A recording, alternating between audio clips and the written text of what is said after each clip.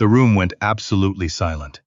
Not the comfortable kind of silence that falls after a good meal, or the peaceful kind that settles over a house late at night. This was the suffocating kind. The kind where you can hear your own heartbeat and feel everyone else's embarrassment hanging in the air like smoke. Haruto Ishida was already standing. His chair had been pushed back from the conference table, with a quiet, deliberate force that somehow said everything his words hadn't. His assistant, a young man in a charcoal suit, was already gathering documents into a leather portfolio. Haruto hadn't raised his voice. He hadn't needed to. Men like him didn't shout. They simply decided, and the world rearranged itself accordingly. "This meeting is concluded," he said in Japanese. Nobody in the room understood him. That was, of course, the entire problem. 3 weeks earlier, nobody would have noticed Cornelius Aldgate walking through the lobby of the Meridian Grand. That was by design. At 67 years old, Cornelius had the kind of presence that made people look right past him. Not because he was small, but because he moved through spaces, the way a man moves through a room he knows he doesn't fully belong in. Quietly, carefully, without taking up more space than necessary. He wore the same gray uniform he'd worn for 11 years. Dark slacks, a white shirt, a gray vest with the hotel's gold emblem stitched just above the left breast pocket. His shoes were polished every morning, something his wife Ida had taught him back when she was still alive, and still insisting that a man could wear modest clothes and still keep his dignity intact. Cornelius had kept that habit long after he'd lost her. It was one of the few things left that felt like a conversation between them. He pushed his housekeeping cart down the 14th floor corridor at 6:47 in the morning, the wheels making their familiar small rumble on the carpet. Room 1412. Room 1414. He paused at 1416, checked his list, knocked twice the way they trained you to, waited, then let himself in. The room had been used hard. Business traveler, probably. The desk chair pulled out and never pushed back. A suit jacket draped over the back of it. 3 empty minibar bottles lined up on the windowsill like little soldiers. Cornelius worked the way he always worked. Methodically, without rushing, but without wasting time either. He stripped the bed, replaced the linens, wiped down every surface. He collected the empty bottles and tucked them into his waist bag. He did not look at the framed photographs on the desk. He had learned not to look at other people's framed photographs. It made the work harder. What Cornelius Aldgate did, in the quiet hours of the morning when nobody was watching, was something no one at the Meridian Grand knew about. Not Gwen, the head of housekeeping, who liked Cornelius well enough, but referred to him primarily as reliable. Not the front desk manager, a brisk young man named Todd, who sometimes said good morning, and sometimes didn't, depending on how his day was going. Not even the other housekeeping staff, most of whom were 30 years younger than Cornelius, and treated him with a combination of mild respect and mild pity. What Cornelius did, in room 1416 and room 1412 and the supply closet at the end of the hall and the break room on his lunch hour, was listen to Japanese. He had been doing it for 9 years. It had started, as most serious things in Cornelius Aldgate's life had started, with loss. His son Ezra had taken a job in Tokyo right after the financial crisis, when good jobs anywhere were rare, and a good job overseas felt like a miracle. Cornelius had been proud. He'd also been terrified, and then, slowly, over months, he'd been lonely in a way he hadn't been since Ida died. Ezra called when he could, but Tokyo was 13 hours ahead, and the window for calls was narrow, and sometimes weeks went by. So Cornelius started learning. Not in a class, he'd looked into that, but the community college program was on Tuesday and Thursday evenings, and his shift ended at 4, but by the time he got home and ate and got himself together it was past 6, and he was 60 years old and tired in a way that had gotten into his bones, and he wasn't sure he could sit in a classroom with 22-year-olds without feeling like the world's saddest punchline. He learned from tapes, first, then from CDs he borrowed from the library, then from podcasts on a phone Ezra had sent him, and YouTube videos he watched on that same phone propped against a box of dish soap in his break room, earbuds in, mouthing words while his lunch got cold beside him. He learned slowly. He learned imperfectly. He made mistakes he didn't know were mistakes for months until he finally talked to someone, and they corrected him gently, and he filed the correction away and moved forward. He was not a natural linguist. He was not a prodigy. He was a 60-year-old man with arthritic fingers and reading glasses and a housekeeping cart, and he wanted to be able to talk to his son in his son's world, and so he learned. By year 3, he could hold a simple conversation. By year 5, he could understand most of what he heard. By year 9, when Haruto Ishida walked into the Meridian Grand for what was supposed to be the final signing of a $400 million acquisition deal, Cornelius Aldgate could speak Japanese, the way a man speaks a language he has grown to love. Not perfectly, but truly. Nobody knew this. That is the part of the story that matters most, and it is worth sitting with for a moment. 9 years of work. 9 years of lunch breaks and early mornings and library books and earbuds and conversations with Ezra on the phone, where Cornelius would try out a new phrase, and Ezra would go quiet for a second, genuinely surprised, and then say, "Dad, come on, that was good." 9 years, and not one person at the Meridian Grand had any idea. That is not unusual, by the way. That is not a small thing specific to Cornelius. That is the world, operating the way it usually does. Deciding what a person can know and what a person can be based on the uniform they're wearing when you first see them. The Meridian Grand had been managing this particular deal for 8 months. Haruto Ishida was the chairman of Ishida Holdings, a real estate conglomerate based in Osaka, with significant investment interests in North America. The hotel, along with 3 adjacent commercial properties, was being acquired as part of a larger portfolio expansion. The numbers were staggering. The paperwork was enormous. A team of lawyers, 2 translators, a cultural liaison consultant, and the hotel's director of acquisitions, a woman named Beverly Marsden, had been working toward this closing date for the better part of a year. Beverly was sharp. She'd been doing this for 22 years, and she had the confidence of someone who had closed deals in cities on 4 continents. She wore her blazers like armor. She did not make small talk, and she did not make mistakes. Except she had made one. The translation firm she'd contracted for the final signing had sent a junior associate named Derek Finch, 26 years old, certified in business Japanese, technically qualified, who had handled the preliminary calls well enough, but who had, in the final documents package, rendered a specific clause about post-acquisition governance in a way that was not merely awkward, but substantively wrong.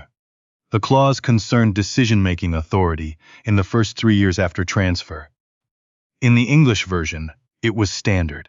In Derek's Japanese translation, the language implied that the current board would retain veto power over operational changes, which was the opposite of what Haruto Ishida had specifically, repeatedly, insisted upon as a condition of the deal.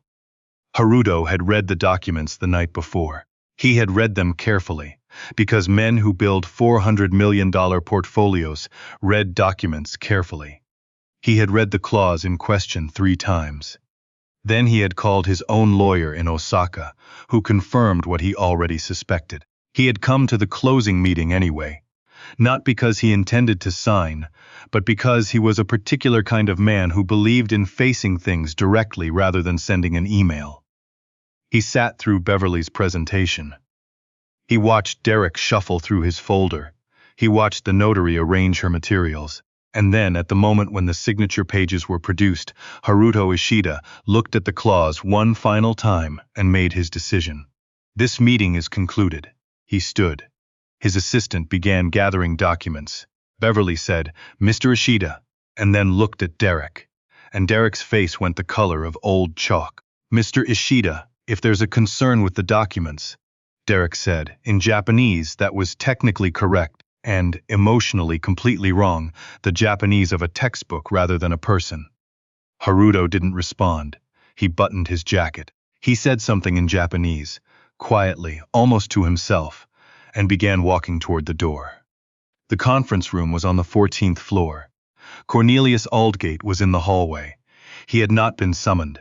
He had not been sent. He was there because he was always there at that hour, working his way down the corridor, and because the supply closet he needed was 6 doors down from the conference room, and because that is the way certain moments work, not through planning, but through the simple, random, enormous fact of proximity. He was pushing his cart past the conference room door when it opened.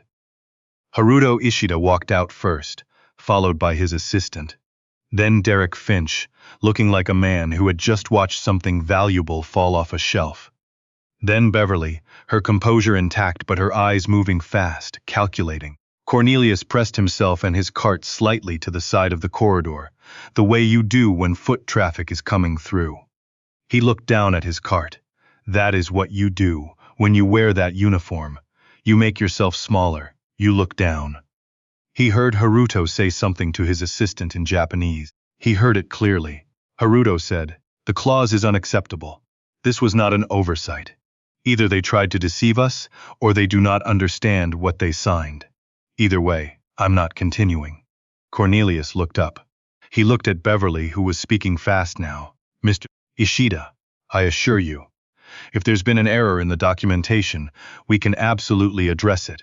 If you could just tell us the specific concern." And at Derek, whose Japanese had apparently abandoned him entirely, and at Haruto, who was moving toward the elevator with the calm efficiency of a man who has made up his mind. Later, Cornelius would not be able to tell you exactly what he decided in that moment, or whether decided is even the right word. He would tell you that he thought about Ezra. He would tell you that he thought about 9 years of lunch breaks. He would tell you that something in him simply could not watch a misunderstanding destroy something enormous without at least trying. He stepped forward. "Mr. Ishida." His Japanese was clear. Not perfect. He had a slight American accent that he knew, and had never fully been able to lose. But it was real, and it was direct, and it was the Japanese of someone who had actually worked to understand the language rather than simply passing a certification exam. Haruto stopped walking. He turned around slowly. He looked at Cornelius, the gray vest, the housekeeping cart, the polishing cloth still tucked into the front pocket, and his expression was, for just a moment, entirely unreadable. "I work in this building," Cornelius said, in Japanese. "I heard what you said. You're right about the clause. But I don't think they intended to deceive you. I think someone made a translation error. Those are different things." The hallway was quiet. Beverly was staring at Cornelius. Derek Finch was staring at Cornelius. Haruto's assistant was staring at Cornelius. Haruto Ishida said in Japanese, "Who are you?" "My name is Cornelius Aldgate. I've worked here for 11 years. "You speak Japanese?" "Yes, sir." "I've been learning for about 9. Something shifted in Haruto's face. Not warmth exactly. Not yet, but something opening, just a crack. The particular expression of a man who has been surprised in a way he did not expect to be surprised and is recalibrating. "What do you do here?" Haruto asked. Cornelius looked at his cart, housekeeping. There was a pause that lasted perhaps 3 seconds and felt considerably longer. Then Haruto said, in Japanese very carefully, "Tell me, in your understanding of Japanese business law and practice, what should that governance clause say?" And here is the moment that nobody in that hallway, not Beverly, not Derek, not Haruto's assistant, nobody will ever fully forget. Because Cornelius Aldgate, 67 years old, arthritis in both hands, uniform pressed and shoes polished, standing beside a cart full of clean linens and minibar replacements, answered the question. He answered it correctly. He did not merely say, "The clause should give you full authority." He explained the specific language, the framing that was standard in Japanese acquisition agreements of this type, the phrasing that would satisfy Haruto's concerns about post-transfer governance, without creating ambiguity for either party's legal team, the distinction between operational veto and advisory review, that Derek's translation had collapsed into a single, disastrous term. He knew this because Ezra worked in corporate real estate in Tokyo. And because when Cornelius had called Ezra on Sunday evenings for 9 years, they had talked about Ezra's work, and Cornelius had listened. That was the thing about Cornelius Aldgate. He had always been, first and last, someone who listened. When Cornelius finished, Haruto was quiet for a moment. Then he turned to his assistant and said something quick, too quick for most people to follow. His assistant reached into the leather portfolio and produced the offending page. Haruto handed it to Cornelius. "Show me." Cornelius looked at the document. He found the clause. He read it twice. Then he pointed, with one arthritic finger, the nail trimmed and clean, to the 3 words that had caused the problem. And he explained, in Japanese, precisely what they should be replaced with, and why. Haruto's assistant was writing. Beverly had stopped moving entirely. Derek Finch was looking at the floor. They went back into the conference room. Not immediately. There was a conversation first, in the hallway, conducted entirely in Japanese between Haruto and Cornelius, while Beverly stood to the side and Derek stood slightly behind her. Both of them in the peculiar position of being the most credentialed people present and also the least useful. Haruto asked Cornelius how he'd learned. Cornelius told him, the library tapes, the podcasts, the phone Ezra had sent him, the break room lunches, the 11 years of this hotel, and the 9 years of that language, and the reason behind both of them, which was a woman named Ida, who had told him once that dignity was something you maintained by yourself, not something you waited for other people to grant you. He didn't plan to say that last part.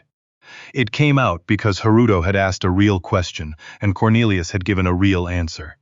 And that is sometimes how things go. Haruto listened. He did not check his watch. He did not look toward the elevator. He stood in the hallway of the 14th floor of the Meridian Grand and listened to a man in a housekeeping uniform talk about his wife and his son and 9 years of lunch breaks. And when Cornelius finished, Haruto said something quiet in Japanese that his assistant didn't translate. Cornelius translated it himself internally, without showing it on his face. What Haruto said was, "This is the most honest thing anyone has said to me since I arrived in this city." They went back into the conference room. The revised clause was drafted, reviewed by both legal teams, via phone, corrected, and initialed within 90 minutes. Beverly coordinated the logistics with an efficiency that was genuinely impressive, whatever you might think about how the morning had unfolded. The notary did her work. The signature pages were signed. $400 million changed hands. Cornelius was not in the room for the signing. He had gone back to work. Rooms 1418 and 1420 were waiting, and he had a schedule to keep. He found out about the signing from Gwen, who found him in the corridor at noon and said, very carefully, "Cornelius, can I ask you something?" "Sure," he said. "Mrs. Marsden says you helped broker something this morning, with the Japanese client." "I helped clarify something," Cornelius said. Gwen looked at him for a moment the way you look at a piece of furniture you've owned for years and have just noticed for the first time. "You speak Japanese?" "Yes." "For how long?" 9 years, give or take." She was quiet. Then she said, "Why didn't you ever say anything?" Cornelius thought about that. He leaned on the handle of his cart just slightly. Outside the corridor window, the city was doing what it always did, moving, building, transacting, living without regard for what was happening in this particular hallway on this particular floor. "Nobody asked," he said. Beverly Marsden came to find him that afternoon. She found him in the break room, eating the lunch he'd brought from home, a sandwich and an orange, the orange already half peeled. She sat down across from him without being invited, which was her way, and looked at him directly, which was also her way. "I owe you an apology," she said. Cornelius put down his sandwich. "Miss Marsden, no, let me finish. I have walked past you in this building for 3 years. I didn't know your name until this morning. That's not something I'm proud of." She paused. "I'd like to offer you a formal role in our International Client Services Division, interpreter and cultural liaison, starting next month. It would be a significant pay increase, and you would work directly with my team on Japan Pacific accounts." Cornelius looked at his orange. He thought about Ida. He thought about Ezra. He thought about 11 years of that corridor, and 9 years of those lunch breaks, and all the mornings he had polished his shoes, not because anyone was watching, but because a man needed something to maintain. "I'd like to think about it," he said. Beverly nodded. She stood to leave, then paused at the door. "Cornelius, that thing you did this morning, standing up, speaking up in front of all of those people, I want you to know that took courage. It took Japanese," he said. Beverly almost smiled. "That too." She left. Cornelius sat with the rest of his orange and thought about what it means to be seen, and how long it can take, and how the waiting doesn't make the moment smaller when it finally arrives. Haruto Ishida sent something the following week. Not a card, a letter, handwritten in Japanese on paper that felt like it had been made with some kind of intention. Cornelius read it at his kitchen table on a Thursday evening, with his glasses on, and the window open, and the sound of the street coming in underneath the curtain. The letter said that in 40 years of doing business internationally, Haruto had rarely encountered someone who listened first and spoke second. He said that what Cornelius had demonstrated in that hallway was not merely linguistic competence, but something rarer and harder to teach. The willingness to use what you know in a moment when everyone around you has assumed you don't know anything. He said he hoped Cornelius would take the new position. He also said, in a postscript that Cornelius read twice, that his own father had been a custodian in Osaka for 30 years, and had read philosophy in the hours before his shift, and that nobody had known that either, and that the world was full of this, of people carrying more than anyone around them could see, waiting for the moment when it might matter. Cornelius folded the letter carefully along its original creases and put it in the drawer where he kept Ida's things. Then he called Ezra. Ezra picked up on the second ring, which was unusual.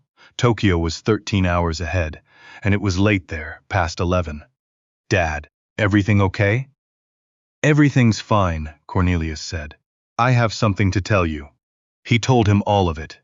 The hallway, the claws, Haruto's face when he'd heard Japanese come out of the mouth of the man with the housekeeping cart, Beverly's offer, the letter on the good paper, all of it. Ezra was quiet for a long moment. Then he said, "Dad, I always knew you were the smartest person in that building." "You didn't know that," Cornelius said. "I did. I just didn't know they'd figure it out." Cornelius laughed, a real laugh, the kind that rises up without permission. He sat at his kitchen table in the quiet of the evening and laughed, and it felt like something unlocking. "I want to say something directly before we're done here. The world has a long habit of deciding who is worth listening to before anyone has said a word. It does this with uniforms and job titles and addresses and the particular way someone holds themselves when they've spent decades being told to take up less space.